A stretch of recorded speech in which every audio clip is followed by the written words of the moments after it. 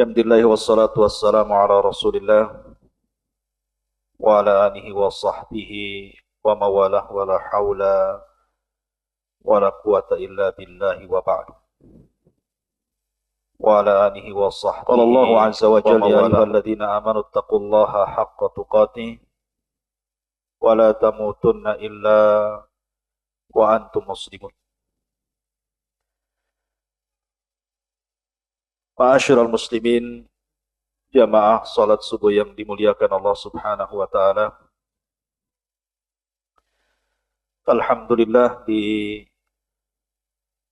pagi hari ini kita kembali bisa duduk melaksanakan kewajiban Allah Subhanahu wa taala salat subuh berjamaah. Kemudian disusul dengan thalabul ilmi. Dan kita lanjutkan kajian kita masih membahas tentang Al-Qasasu wal Quran. Kisah-kisah dan juga ayat-ayat di dalam Al-Quranul Karim. Pagi ini kita akan membahas surah Al-Imran ayat 123 sampai 125. Allah Subhanahu wa taala berfirman, A'udzu billahi minasyaitonir rajim. Bismillahirrahmanirrahim. Wa laqad nasarakumullahu bi Badrin wa antum adillah. Fattaqullaha la'allakum tashkurun. Ittaqulu lil mu'minina alan yakfiyakum an yumiddakum rabbukum bi 3,000 minal malaikati munzalin. Bala in tasbiru wa tattaqu wa ya'tukum min fawrihim hadha yumdidkum rabbukum bi 5,000 minal malaikati musawwimin. Dan sungguh Allah Subhanahu wa taala telah menolong kamu dalam perang Badar, padahal kamu dalam keadaan lemah. Karena itulah bertakwalah kepada Allah agar kamu menjadi hamba yang bersyukur. Ingatlah ketika engkau wahai Muhammad mengatakan kepada orang-orang yang beriman, apakah tidak cukup bagi kamu bahwa Allah membantu kamu dengan 3,000 malaikat yang diturunkan dari langit? Ya, cukup jika kamu bersabar dan bertakwa kepada mereka. Jika kamu bersabar dan bertakwa ketika mereka datang menyerang kamu secara tiba-tiba, niscaya Allah Subhanahu wa taala akan menolongmu dengan 5,000 malaikat yang memakai tanda di kepala mereka. Ma'asyiral muslimin yang dimuliakan Allah Subhanahu wa taala. Ayat ini menjelaskan tentang kisah perang yang sangat besar dalam Islam, sehingga diceritakan bukan hanya dalam surah Al-Imran saja, tetapi banyak surat menjelaskan tentang perang besar ini. Sampai Allah Subhanahu wa taala mengatakan, "Idza jaa nasrullahi wal fath." Apabila datang pertolongan Allah dan pembebasan kota Mekah. Karena memang perang Badar ini, ikhwan, perang perdana yang dilakukan Rasul dan kaum muslimin. Bahkan perang ini disebut Yaumal Furqah, perang pembeda antara hak dan yang batil. Sampai-sampai Nabi SAW di malam hari sebelum esok harinya berperang, manusiawi Rasul SAW bukan malaikat, mengalami ketakutan. Sehingga Nabi SAW berdoa istighatsah. Istighatsah ini bukan doa biasa, tapi doa di tengah-tengah kegentingan itu disebut istighatsah. Sampai Nabi SAW dan dalam istighatsahnya mengatakan, Allahumma in tahlik hadhil isabah falan tu'bad abada. Ya Allah, kalau kau hancurkan kelompok yang kecil ini, maka engkau tidak akan disembah lagi di permukaan bumi. Sehingga ketika Nabi SAW berdoa, ridanya terbang, selendangnya terbang. Kemudian diambilkan oleh Abu Bakar, kemudian diletakkan lagi di pundak Rasul, dan Abu Bakar menenangkan Rasul dan mengatakan, hasbuka ya Rasulullah, cukup wahai Rasul, Allah sudah mendengar doa. Maka keyakinan Abu Bakar Siddiq radhiyallahu an memantapkan Nabi SAW sehingga Rasul memberikan ketenangan dalam hatinya. Apalagi di malam itu betul-betul Allah Subhanahu wa taala kirimkan kepada Rasul 1000 malaikat. Dari situlah Rasul mengatakan kepada Abu Bakar, absyir ya Abu Bakrin, berbahagialah wahai Abu Bakar, Allah telah mengirimkan 1000 malaikat kepada kita. Walaupun ketika saat peperangan ditambah lagi 3000, kemudian digenapkan menjadi 5000, bahkan dipimpin oleh Jibril, sehingga dikatakan oleh pasukan Jibril ini ketika mempersilahkan Jibril maju, haizum kaidu, menunjukkan bahwa Jibril ada di tengah-tengah peperangan. Anda bisa bayangkan, kalau yang berperang itu malaikat, bahkan Jibril yang memimpin perang, siapa yang akan menang dalam perang ini? Tidak akan mampu mengalahkan malaikat. Satu malaikat saja bisa mengalahkan manusia dan seluruh jin. Malaikat apa? Malaikat maut. Kalah semua. Apalagi 5000 malaikat kan gitu ya. Tetapi yang ingin saya kisahkan ikhwan adalah perkataan di awal Allah mengatakan, laqad nasarakumullahu bi badrin wa antum adillah. Dan sungguh Allah telah menolong kamu dalam perang Badar padahal kamu dalam kondisi lemah saat itu. Bagaimana tidak lemah ikhwan? Kaum muslimin itu kan baru diusir tuh dari Mekah ke Madinah dan jumlah mereka tidak banyak. Bahkan baru 2 tahun di Madinah terjadi perang. Pasukannya pun tidak banyak. Bahkan yang terlibat dalam peperangan itu menurut ulama sejarah jumlahnya sama dengan tentara Talut ketika melawan Jalut. Hanya 314 orang. Melawan 1000 lebih gitu ya. Perang perdana lagi. Tapi dengan izin Allah Subhanahu wa taala Allah menangkan. Ada satu kisah menarik ikhwan dalam perang Badar ini. Kisah tentang seorang musuh Allah Subhanahu wa taala namanya Umayyah ibn Khalaf. Umayyah ibn Khalaf. Umayyah ibn Khalaf ini ikhwan,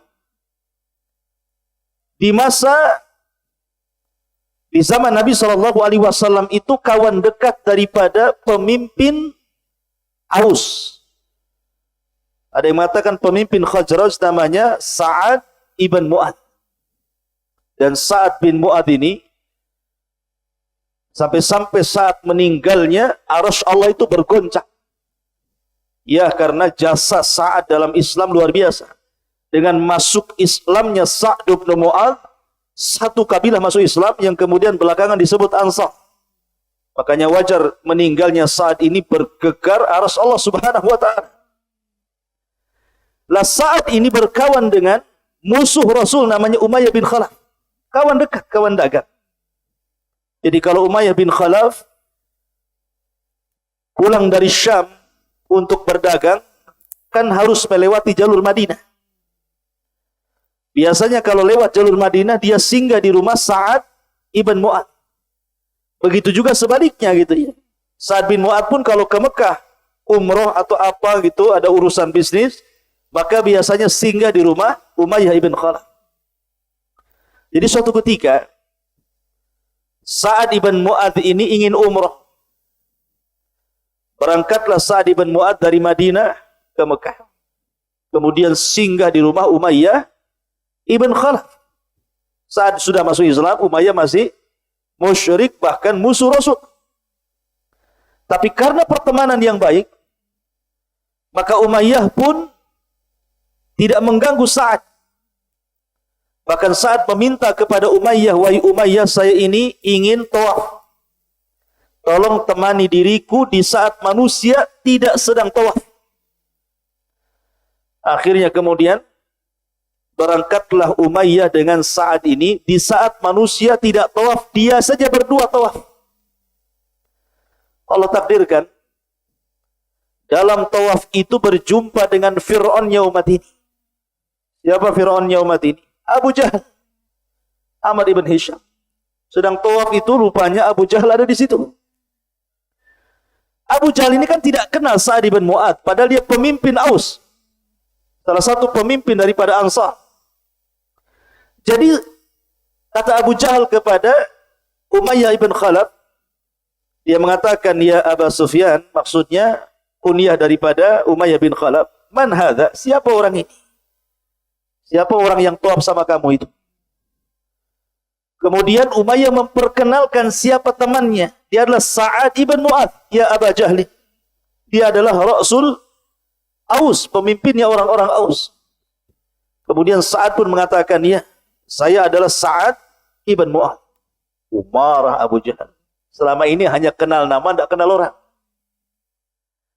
Sehingga Abu Jahal mengatakan, oh rupanya kamu yang namanya Sa'ad, yang telah melindungi si Muhammad dan kaum muslimin, sehingga bisa tinggal di kotamu.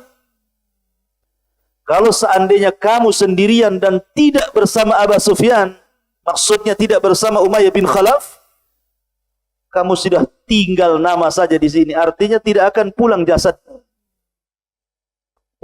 Sama-sama pemimpin masalahnya. Saat digituin, bukannya takut. Dia pemimpin juga di Ansar. Saat mengatakan, diam wahai Abu Jahal. Kalau seandainya kau berani menyentuhku, katanya, Umayyah bin Khalaf, maka ku jamin seluruh kafilah dagangmu setiap berangkat ke Syam tidak ada yang selamat. Saling ngancam di sini. Satu ngancam mau bunuh, satu mengancam mau mencegat setiap kafilah dagang. Masalahnya kan orang-orang Mekah ini kalau dagang ke Syam, jalurnya cuma satu lewat Madinah. Umayyah ibn Khalaf bingung, dia mau bela siapa di sini? Mau bela Sa'ad, ada Abu Jahal. Mau bela Abu Jahal, ada Sa'ad kan gitu. Tapi rupanya Umayyah ibn Khalaf justru membela Abu Jahal dan mengatakan, ya Sa'ad, ihfad sautak, wahai Sa'ad, lembutkan suara, tenangkan suaramu. Yang di depanmu Abu Jahal, dia ra'su hadal wadi, dia pemimpin lembah ini. Tapi Sa'ad berani pada sendiri dia. Dia tetap mengatakan, tidak, da'ni, biarkan aku dengan dia. Akhirnya keduanya bertengkar, saling meninggikan suara. Safwan ataupun Umayyah, Abu Sufyan, Umayyah bin Khalaf akhirnya tetap membela Abu Jahal, sampai akhirnya saat ini marah kepada Umayyah bin Khalaf karena dia bela Abu Jahal dan mengatakan, ya Umayyah, za'ama anna Muhammadan annahu qatiluka. Ingat wahai Umayyah, aku pernah mendengar Rasul sallallahu alaihi wasallam dia akan membunuh. Ketika mendengar kata-kata itu, kagetlah Umayyah ini. Betul, dia akan membunuhku? Kata Sa'diyah, aku pernah mendengar ucapan itu. Kemudian kata Umayyah, di mana dia akan membunuhku? Di dalam Mekah atau di luar Mekah? Kata Sa'ad, di luar Mekah. Tapi tidak ditunjukkan di mana tempat. Subhanallah ikhwan, walaupun Umayyah bin Khalaf ini kafir musyrik, tapi dia sangat meyakini doa Nabi SAW. Ucapan Rasul itu tidak dusta, karena Rasul tidak dikenal manusia pendusta. Sehingga ucapan saat ini terngiang-ngiang di kepalanya. Ketika kemudian saat sudah pulang ke Madinah, maka dia pulang menemui istrinya dan mengatakan, ya Umma Safwan, ya Umma Safwan, wahai istrinya gitu kan, Ummu Sufyan, sesungguhnya saudaraku Yathribi, maksudnya saudaraku yang dari Yathrib, Sa'ad bin Mu'ad, menghabarkan bahwa aku akan dibunuh si Muhammad. Istrinya juga kaget gitu kan. Engkau akan dibunuh si Muhammad di mana? Di Mekah atau di luar Mekah? Di luar Mekah. Kata istrinya, kalau begitu jangan sekali-kali kau keluar Mekah kan. Karena dibilang akan dibunuh di luar Mekah. Jangan sekali-kali kau keluar Mekah. Sudah tinggal di Mekah saja. Kemudian kisah ini berlalu sampai ketika Nabi SAW sudah tinggal 2 tahun di kota Madinah. Di sini kan terjadi perang Badar. Ketika kapilahnya Abi Sufyan yang datang dari Syam membawa dagangan orang-orang penduduk Mekah, kemudian hendak dirampas oleh kaum muslimin sebagai tebusan harta-harta mereka yang dirampas pasca hijrah. Maka Abi Sufyan ketika itu mengutus Damdam untuk memberitahu bahwa dia diserang oleh pasukan Rasul. Abu Jahal mempersiapkan pasukan besar. Masalahnya, salah satu pemimpin yang berpengaruh yang bisa menggerakkan pasukan itu adalah Umayyah ibn Khalaf. Sementara Umayyah bin Khalaf sudah janji tidak mungkin keluar Mekah. Akhirnya kemudian Abu Jahal datang kepada Umayyah dan mengatakan, ya Umayyah, ayolah ikutlah. Kata Umayyah, aku tidak mau ikut. Akhirnya sampai Abu Jahal mengatakan, engkau ini seorang wanita. Karena biasanya yang tidak ikut perang itu hanya wanita. Dikompori. Tukang kompor itu, Abu Jahal itu. Jadi tukang kompor. Jadi akhirnya kemudian karena dipanas-panasi, Umayyah pun bangkit. Tiba-tiba dia datang kepada istrinya, siapkan seluruh perbekalanku. Kata istrinya, diingatkan kata istrinya, wahai suamiku, bukankah kau yang menceritakan kau akan dibunuh oleh Muhammad di luar Mekah? Sebaiknya kau jangan berangkat. Tetapi Umayyah mengatakan, tidak, aku hanya sehari 2 hari saja ngantar pasukan kemudian balik. Katanya. Subhanallah, ikhwatu fiddin, muliakan Allah Azza wa Jalla. Memang sudah takdir. Umayyah kemudian ikut terlibat dalam pasukan Abu Jahal. Kemudian Abu Jahal berhasil mempengaruhi Umayyah sampai ke Badar. Bukan sehari 2 hari, sampai ke Badar. Sampai ikut perang. Maka Allah Subhanahu wa taala takdirkan Umayyah pun meninggal di tangan Nabi SAW di perang Badar. Lihat, terkadang kematian itu tidak bisa seseorang itu lari dari takdir Allah Azza wa Jalla. Dalam bahasa para ulama, al-hadaru la yamna'ul qadarun. Menghindar dari kematian itu bukan berarti kemudian mencegah takdir kematian.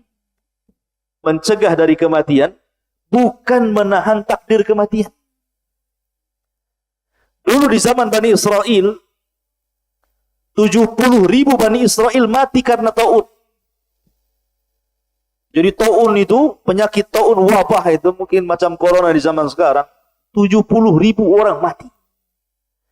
Sampai Allah gambarkan kematiannya, wahum ulufun hadarul maut.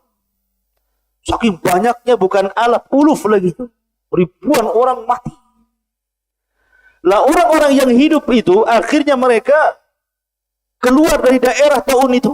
Maksudnya, dengan tidak bercampur dengan orang yang terkena wabah taun, kemudian keluar, mereka akan terhindar dari kematian. Akhirnya mereka pun berjalan dari tempat mereka ke lembah-lembah. Rupanya sampainya mereka di lembah, malaikat maut sudah menunggu mereka. Tidak mati karena taun, mati karena takdir Allah Azza wa Jalla. Makanya di zaman Nabi Sulaiman alaihi salatu wassalam, ada Sulaiman itu kan sedang duduk sama menterinya. Sedang ngobrol enak-enak gitu. Tiba-tiba kemudian diketuk pintunya. Pas dibuka rupanya ada orang yang sangat menyeramkan, matanya melotot menghadap ke menterinya Sulaiman ini. Sampai ketakutan sang menteri. Sehingga mengatakan kemudian Sulaiman menghampiri orang yang menakutkan itu, berbincang sebentar, kemudian orang ini pergi. Kata sang menteri, ya Nabi Allah, siapa orang itu? Sudah seram melotot pula sama aku. Kata Nabi Sulaiman, dia adalah malakul maut, hendak mencabut nyawa seseorang. Ketakutanlah orang ini. Kisah ini disebutkan di dalam tafsir Jalalain. Kenapa? Jangan-jangan saya, karena molototnya ke saya masalahnya. Akhirnya dia mengatakan, ya Nabiullah, engkau kan bisa menunggang angin, bawalah aku ke negeri yang sangat jauh, agar aku tidak berjumpa dengan orang itu lagi. Akhirnya kemudian karena dia memaksa Sulaiman, Sulaiman pun kemudian mengajak pergi dengan angin, sampailah di sebuah negeri namanya Urdun. Turunlah dari angin, rupanya malaikat maut sudah ada di situ. Menghindar dari kematian, jatuh ke takdir kematian. Ini Umayyah bin Khalaf ini, kembali ke kisah, dia sudah tahu tuh, karena dia yakin dengan ucapan Nabi SAW. Itulah kadang-kadang orang jahiliyah ya, walaupun yakin dengan ajaran Rasul, tidak mau masuk Islam itu. Sebagaimana kisah yang kemarin saya kisahkan tentang kisahnya siapa? Abu Jahal. Abu Jahal itu kan yakin dengan Rasul ketika berbincang dengan Akhnas ibn Syuraik itu. Tapi karena hasad dan takaburnya tidak mau masuk Islam juga dia. Nah dari sini ikhwatu fiddin, kejadian perang Badar ini juga banyak alamat nubuwah, tanda-tanda kenabian. Jadi orang-orang yang akan mati di Badar itu sudah disebutkan Rasul sebelumnya. Tokoh-tokohnya itu. Saat Nabi SAW ketika di Mekah, Abu Jahal itu kan suka sesumbar untuk menyakiti Rasul. Sampai suatu ketika dia mengatakan, Ara'aitum Muhammadan yasjud, apakah kalian melihat Muhammad sedang sujud? Mereka mengatakan, ya, terkadang dia datang, wahai Abu Jahlin, dia sujud di sini, di sekitar Ka'bah. Kata Abu Jahal, man wada'a salah jazur, siapa yang mau meletakkan salah jazur, kotoran unta yang masih berdarah itu, di pundak Muhammad, falahu kada wa kada, aku akan berikan ini dan itu. Rupanya berdirilah ashqal kaum, orang yang paling jahat di antara kaum, namanya Uqbah ibn Abi Mu'ad. Lah Uqbah bin Abi Mu'ad ini sebenarnya adalah penggandrung Rasul di masa jahiliyah.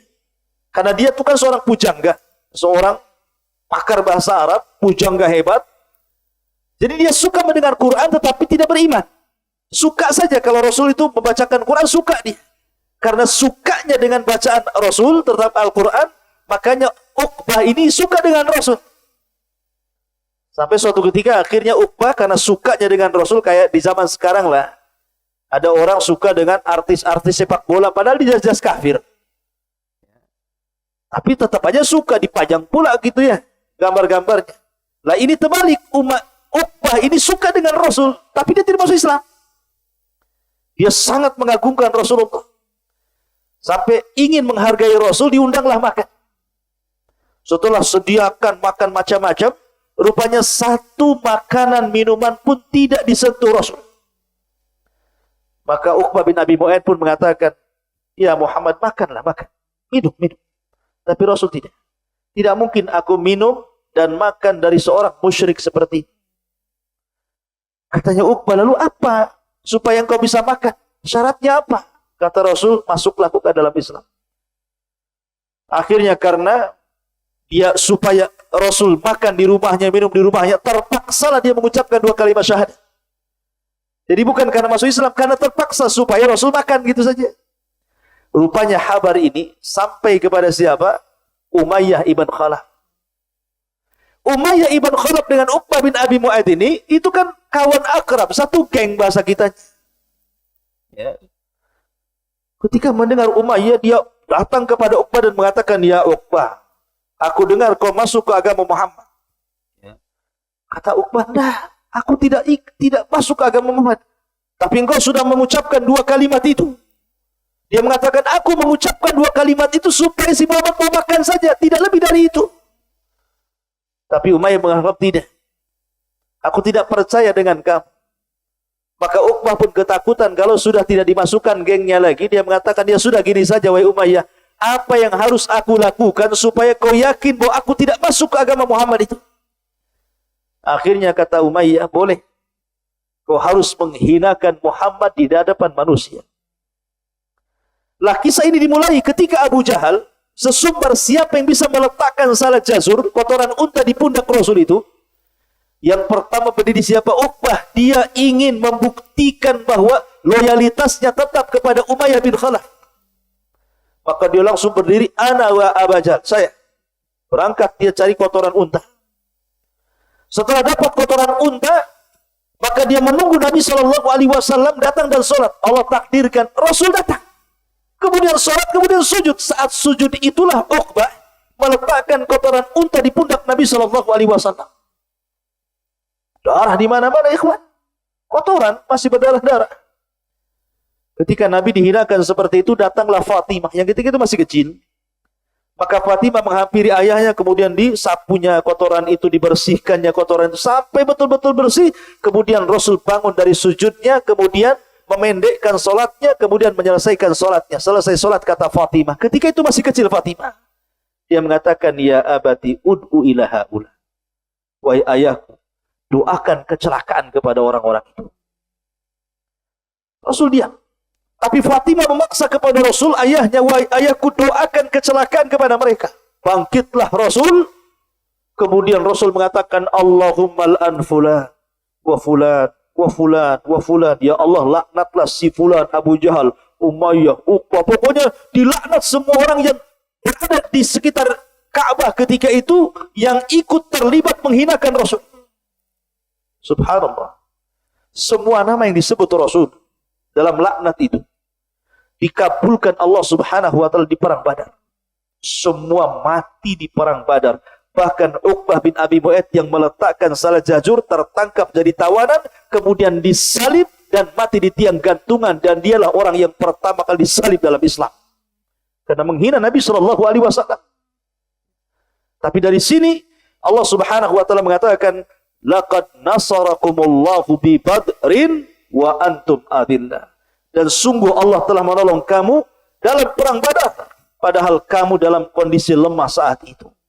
Kaum muslimin tidak banyak, orang-orang kafir banyak, tapi kam min fi'atin qalilatin ghalabat fi'atan katsiratan biidznillah. Berapa banyak kelompok yang kecil mengalahkan kelompok yang besar, tidak lain karena izin dari Allah Subhanahu wa taala. Subhanaka wa bihamdika asyhadu an la ilaha illa anta astaghfiruka wa atubu ilaik. Allahu ta'ala alam. Assalamualaikum warahmatullahi wabarakatuh.